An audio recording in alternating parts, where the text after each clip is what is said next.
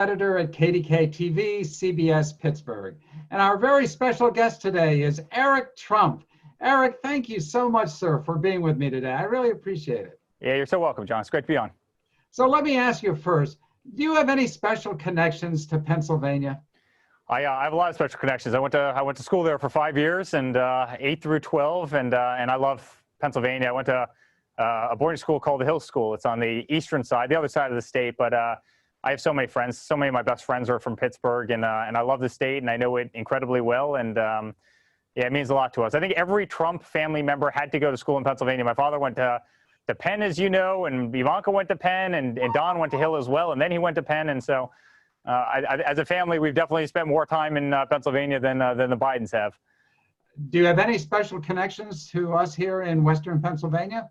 I do. I have a lot of friends in Pittsburgh, and I've played golf out there many times, and I know the city very well. And you guys are awesome. I mean, it's a great city, hardworking, red, white, and blue. I love just about everything about Pittsburgh, and also everybody I know from Pittsburgh. It's no nonsense, no BS, and it's really good, hardworking Americans, and kind of relates to our family very well. I have to ask you, I mean, how is it that to feel when you're thrust into politics? I mean, you're the offspring of a president, but yeah, politics wasn't your life and existence. Yeah, we got into this about 4 years ago. John, I'd look at my father, and he was watching a country get flushed down the toilet. You'd see, Obama and Biden gave $150 billion to Iran, a country that absolutely hates our guts. And, you had the slowest recovery, GDP-wise, ever coming out of a recession under them. You had 0.9% GDP growth. And, our military was run down. Our vets weren't being taken care of. Our schools were disasters across the country. I could go on and on. I mean, they spent more time talking about how, Christians in this country were clinging to their Bibles and their guns. I mean, that's literally Biden and Obama. And, Obama went over to China. They didn't even bring a staircase up to Air Force One. He had to get off the emergency exit of the plane. And I could go on and on. You remember when our PT boat flowed into Iranian waters and they captured our soldiers, and you had Biden and Kerry out there apologizing, thank you. The Iranians are wonderful people. I mean, this is the nonsense we dealt with. They were incompetent at just about everything. And my father didn't need this job, John. I think you know that better than anybody. And he was sick and tired of reading these headlines. He was sick and tired of incompetence. And that's why he jumped in. And we didn't have any friends. This isn't our world. This isn't what we do. My father's not a politician, neither are we, but we spoke from the heart, and we did it as a family. And I couldn't be more proud of my father, what he's pulled off, and what he's done for this country is incredible. And I love him to death, and I'm really proud of him. Well, before we get into some of the issues in Pennsylvania in particular, I did want to ask you, for better or worse, being the offspring of a president or any politician can also subject you to some media abuse. Sure. And just look at Saturday Night Live for one. I mean, sure. How do you react? How do you feel about that as somebody who isn't really the political figure in your own right? Yeah, listen, the more effective you are and the closer you are, the harder they hate you. And I learned that very, very quickly. And I learned that either the hard or, listen, I don't think we had a choice, right? But John, make no mistake about it. I stood up on that stage. I did the keynote at the RNC last week. I'm going to get hit, and we're going to get hit viciously. And we've been very effective for our father. And that's because we love him and we're sincere. And, normally the number one, you've covered politics your entire life. What's the number one rule in politics, right? Keep the family, the something out of politics. And, we were different. We didn't have any friends. We didn't know anybody in this game. We got together, really my father, Don, Ivanka, myself, and we went out there when we spoke as a family, and we campaigned as a family, and we did it very effectively, and we kind of broke social norms. And, where's Biden's kids? Where are they? Why, and I could go down the list. And again, it's not, politics isn't something I ever want to run for. It's not our thing, but I do believe in this country. I love this country. I love red, white, and blue. It disgusts me when they take, under God out of the Pledge of Allegiance at the Democratic National Convention. It disgusts me when they go after, our Second Amendment and our First Amendment, and when they go after, religious liberty, and when you have incompetent people who run our economy into the ground, and when you have incompetent people like Biden who, voted for NAFTA, which sent 70,000 factories overseas, 70,000 factories we lost out of this country. And, that's why we fight. This isn't what I want to do long term, but I love this country and I want to give back to this country in some way, shape, or form. And if me going out there and attesting for a great person like my father is the way I can do it, I'll do it every single day, no matter how hard I get hit, by kind of, parody shows. Well, they certainly go after you. There's no question about that, Eric. Let me ask you about Pennsylvania, Sure. Because you're talking to me and you're spending time in the state of Pennsylvania because as Joe Biden knows, and the Democrats know, that whoever wins Pennsylvania is likely to win the White House. Sure. What is the key for President Trump to win Pennsylvania again, like he did in 2016? Well, I wish I had about 45 minutes to answer that question because I could use it. But, let's just go down the list of things that Biden stands for. Biden wants to defund law enforcement. All right. Kamala Harris called law enforcement officers the KKK and the Gestapo. Then he says he wants to come out and reallocate, law enforcement budgets to other social programs, right? Something that Pennsylvania is not going to stand for. Well, Eric, just a minute, because he came out to Pittsburgh yesterday. I was there, and he denies all that. I mean, but John, that's the typical politician that he is. Like, I'm so glad you actually said that because he did deny it yesterday, right? But 2 weeks ago, he said that he was going to defund law enforcement, and during the last debates, Kamala Harris, his running mate, compared ICE to the KKK and to the Gestapo, right? You can't just come out and say, you know what, I magically changed my mind. That's the problem, John. That's why my father won. Like, I'm so glad you mentioned that. He won because these people are just full of it. They'll change their tune. Kamala Harris 2 weeks ago was calling Biden a racist. And then he comes to her and would you be my running mate? Yes, I'd love to. I'm so sorry. You're no longer a racist. I've changed my mind. That's the problem with career politicians, and you nailed it.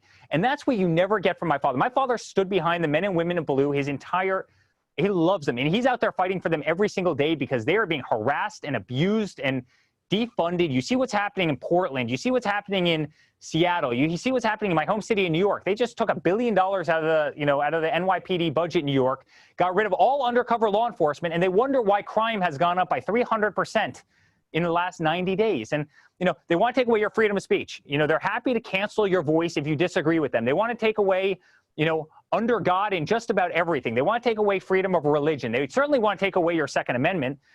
Kamala Harris came out and said that they want to ban fracking, and so did Joe Biden, even though he reversed his position on that yesterday. So they want to get rid of oil. They want to get rid of gas. They want to get rid of coal.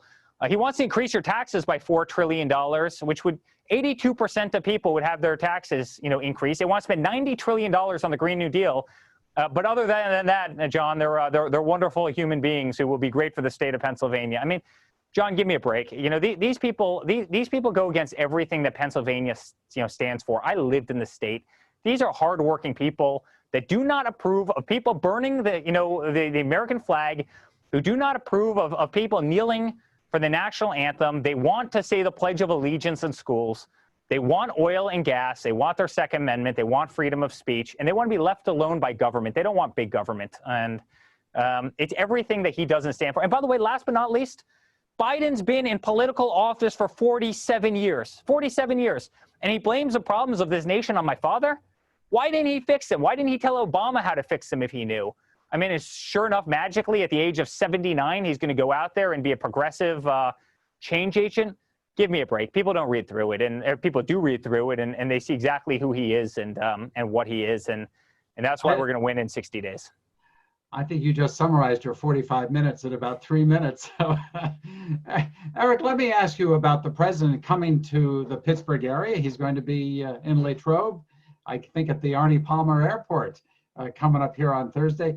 Can you give me any insight into what he's going to talk about?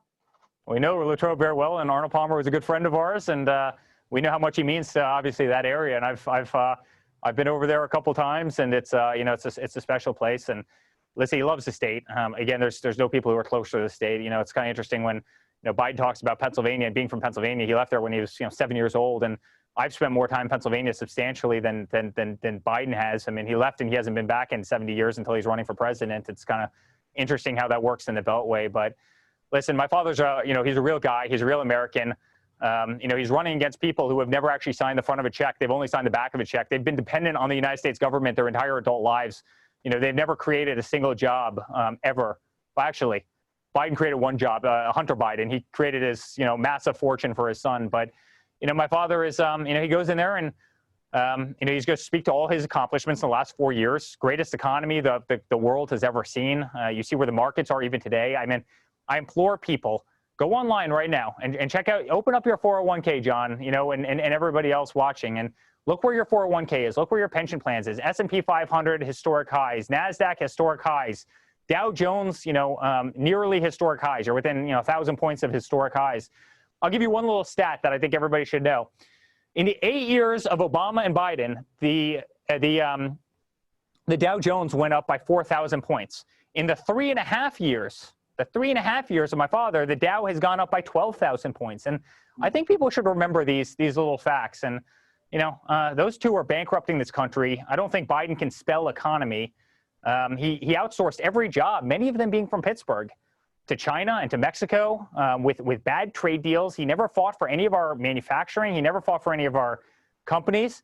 You had Obama saying, listen, there's no magic wand that's going to bring back U.S. manufacturing, and abracadabra. You see those factories opening back up, and they're coming roaring back to really the Rust Belt. And I think the people of Pennsylvania realize, I mean, my father also saved the steel industry, certainly the steel industry, the coal industry, natural gas, but people are seeing that, and I think we're going to win Pennsylvania, and we're very proud of the state, and we were honored that they voted for us the first time, and my father hasn't let you down, and I know you'll never let him down.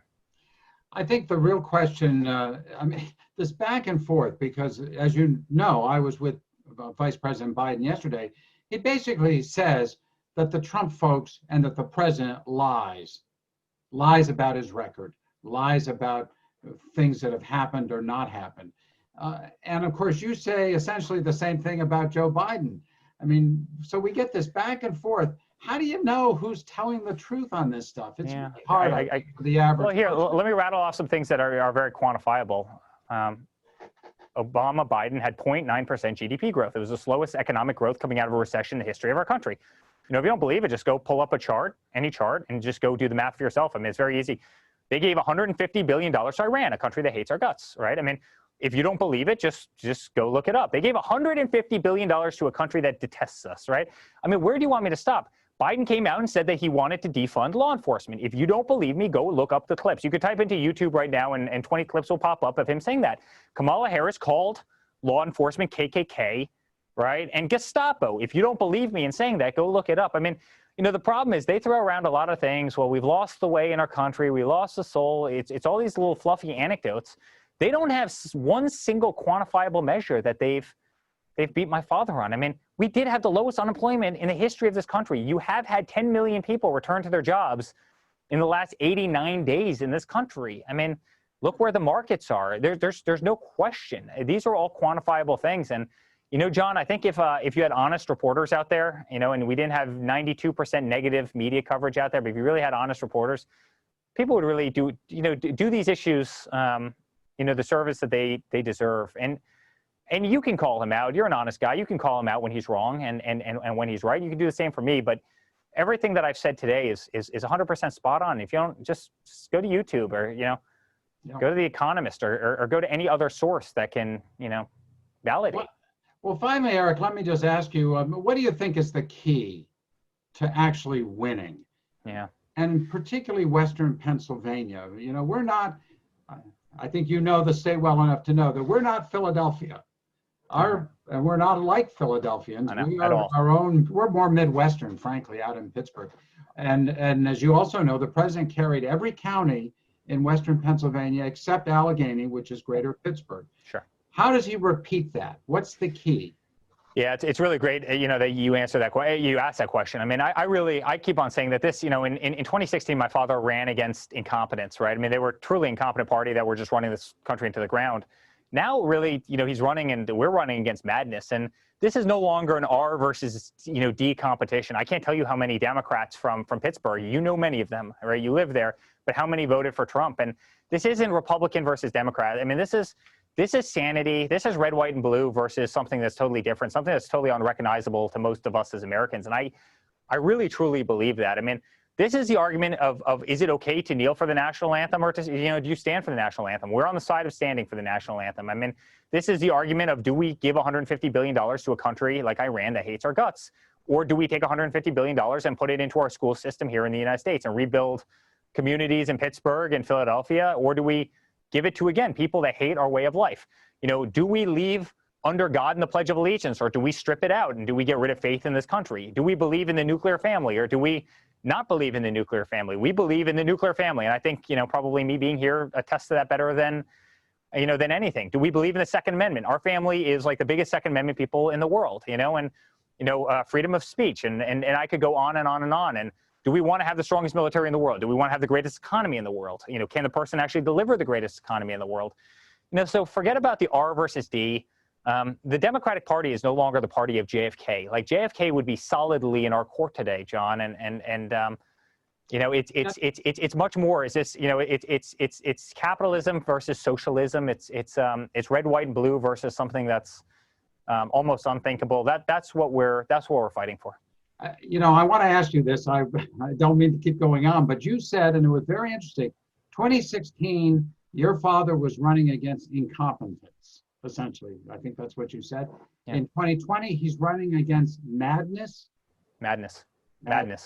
You have a party that wants to defund law enforcement. You have a party that is allowing terror to reign in their streets of cities that they govern and will not call on the federal government for help.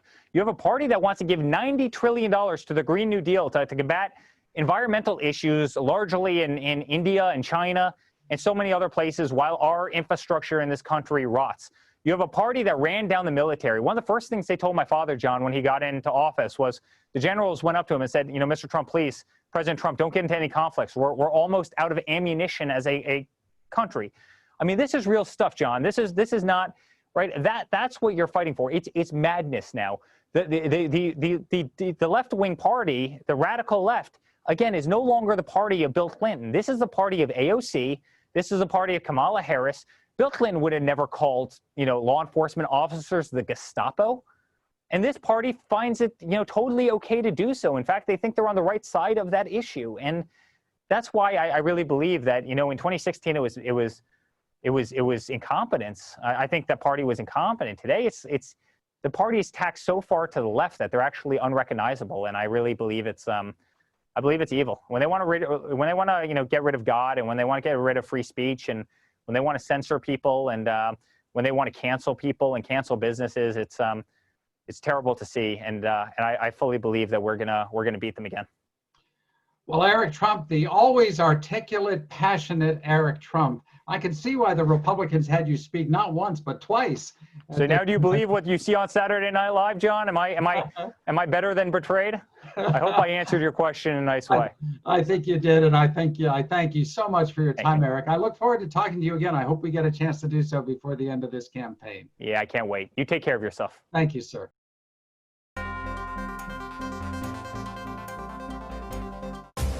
I want to know who we're running from. I do not know. If